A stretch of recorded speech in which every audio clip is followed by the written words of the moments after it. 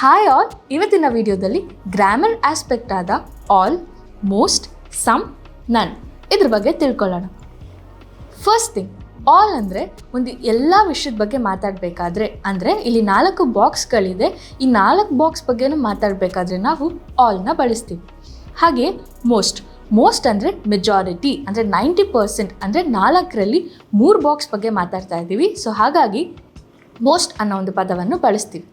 Next some ಅಂದರೆ 50-50% ಅನ್ಕೋಬೋದು. So ಈ 4 ಬಾಕ್ಸಲ್ಲಿ ನಾವು 2 ಬಾಕ್ಸ್ ಮಾತ್ರ ಮಾತಾಡ್ತಿದ್ದೀವಲ್ವಾ, ಸೊ ಇದ್ರ ಹೇಳಬೇಕಾದ್ರೆ ನಾವು ಸಮ್ ಅಂತ ಹೇಳ್ತೀವಿ. ನೆಕ್ಸ್ಟ್ ನನ್ ಅಂದರೆ ಯಾವುದೂ ಇಲ್ಲ, ಸೊ ನಥಿಂಗ್, ಯಾವುದ್ರ ಬಗ್ಗೆನೂ ನಾವು ಮಾತಾಡ್ತಾ ಇಲ್ಲ ಅಂತ ಹೇಳಬೇಕಾದ್ರೆ ನಾವು ನನ್ನ ಬಳಸ್ತೀವಿ. ಐ ಹೋಪ್ ಇದು ನಿಮ್ಗೆ ಅರ್ಥ ಆಗಿದೆ. ಇಫ್ ಎಸ್, ಈ 4 ವರ್ಡ್ಸಲ್ಲಿ ಯಾವುದಾದ್ರೂ ಒಂದು ವರ್ಡ್ಸ್ ಬಗ್ಗೆ ಒಂದು ಸೆಂಟೆನ್ಸ್ ಮಾಡಿ ಕಮೆಂಟ್ ಬಾಕ್ಸಲ್ಲಿ ನಮಗೆ ತಿಳಿಸಿ.